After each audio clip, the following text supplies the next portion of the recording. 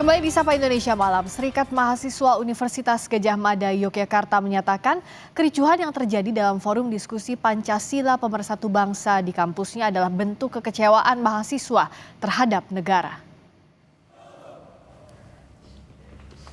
Serikat Mahasiswa Universitas Gadjah Mada menyatakan kericuhan di forum diskusi Senin malam merupakan bentuk luapan kekecewaan mereka terhadap negara.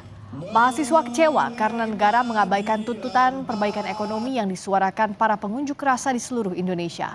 Akibatnya, 3 pejabat negara, Menteri ATR BPN Nusron Wahid, Wakil Menteri Pertanian Sudaryono, dan Kepala BP Taskin Budiman Sujatmiko yang hadir di kampus UGM Yogyakarta menjadi sasaran kekecewaan mahasiswa.